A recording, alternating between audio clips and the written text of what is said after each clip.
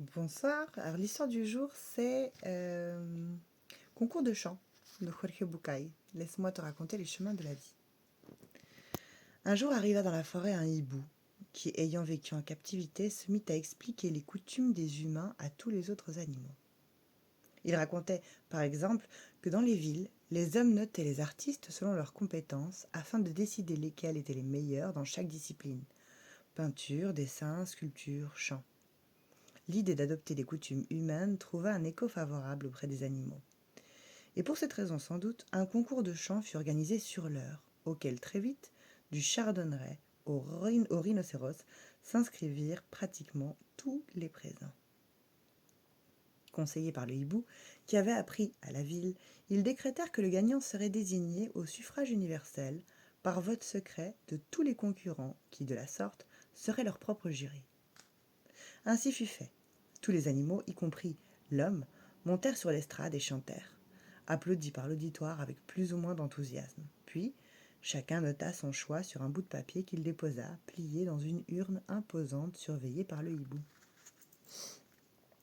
Lorsque vint le moment du dépouillement, le hibou monta sur la scène improvisée et, flanqué de 2 vieux singes, ouvrit l'urne pour entreprendre le décompte des votes de cet acte électoral transparent, fierté du suffrage universel et secret, exemple de vocation démocratique, comme il l'avait entendu dire aux hommes politiques de la ville.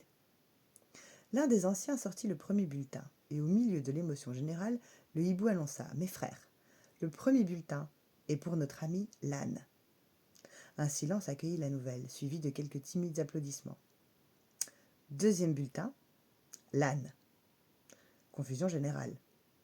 Troisième, l'âne.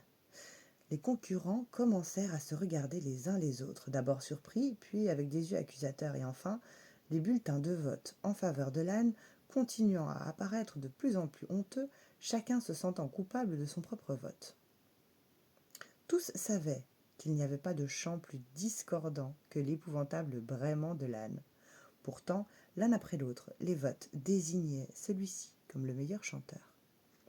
C'est ainsi que le scrutin terminé, il fut décidé par libre choix du jury impartial que le gagnant était l'inégal et strident cri de l'âne, déclaré plus belle voix de la forêt et des alentours. Le hibou expliqua ensuite ce qui s'était passé. Chacun se considérant comme le vainqueur incontestable, avait apporté son vote au moins qualifié des concurrents, celui qui, pour sûr, ne pouvait représenter aucune menace. Le résultat fut quasi unanime. Seuls 2 bulletins n'avaient pas été pour l'âne. Celui de l'âne lui-même, qui, persuadé de n'avoir rien à perdre, avait sincèrement voté pour la calandre, et celui de l'homme qui, évidemment, avait voté pour lui-même. Eh bien, Demian, voilà le genre de choses que fait la mesquinerie dans notre société. Lorsqu'on se sent tellement important qu'il n'y a pas de place pour les autres, lorsqu'on se croit tellement méritant qu'on est incapable de voir plus loin que le bout de son nez, lorsqu'on s'imagine tellement merveilleux qu'on ne peut concevoir d'autre possibilité que celle de posséder ce qu'on désire, il arrive souvent que la vanité, la misère, la stupidité et la petitesse nous rendent mesquins.